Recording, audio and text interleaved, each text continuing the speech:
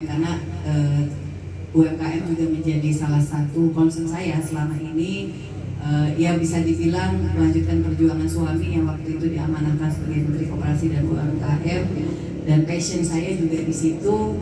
Jadi Allah telah juga masih memberikan, walau saya tidak tumbang di DPR, Allah masih memberikan sarana dan fasilitas kepada saya, yaitu sebuah organisasi yang saya pimpin, namanya Ikatan Pengusaha Muslimah Indonesia, dan sekarang sudah tersebar di 35 provinsi, 360 kota dan kabupaten, dan alhamdulillah secara struktur sudah sampai ke tingkat pedesaan dan sampai ke 17 negara. Jadi di Turki, di Malaysia, di Jepang sudah terbentuk, dan bukan hanya secara struktur tapi juga kita syarat dengan program dan aktivitas juga kegiatan yang intinya adalah mendorong kaum perempuan di Indonesia untuk bisa membuka mindsetnya, berdikari, mandiri melalui kegiatan UMKM. Karena UMKM ini kan kita semua tahu ya, satu hal yang cukup survive ketika ada krisis ekonomi ya.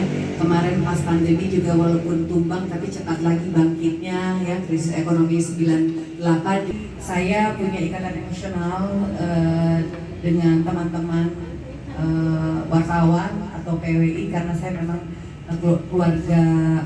dari keluarga wartawan. Ayah saya dulu ketua PWI, saya Budi Kamsil, ketua PWI di kota Cianjur, dan dulu Cianjur itu belum ada kantornya PWI dan diperjuangkan oleh ayah saya waktu itu saya masih SMP SMA, dan lalu ayah saya juga kontributor Antara untuk Jawa Barat dan juga menjadi salah satu pengurus PWI Jawa Barat, dan cukup dekat juga hubungannya dengan Pak Ilham Bintang, dan ada orang media Indonesia di sini ya, Ibu Lestari segala macam itu, dan Pak Sugeng ya, Pak Sugeng Nasdem itu juga sahabat ayah saya, dulu pernah ke Cianjur waktu saya masih kecil, dan saya sangat tahu sekali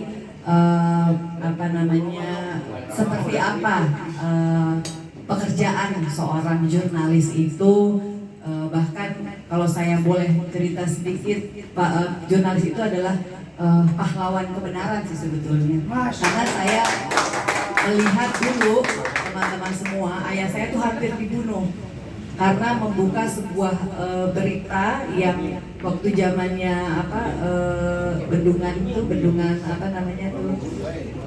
wajib dibikin macam-macam gitu, dan sekarang saya bersama teman-teman sedang melakukan pembinaan untuk UMKM Depok.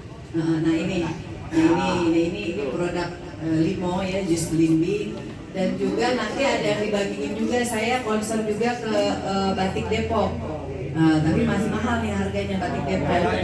Ini yang saya pakai juga nih teman-teman semua, ini adalah batik Depok. Ini adalah batik gong sibolong.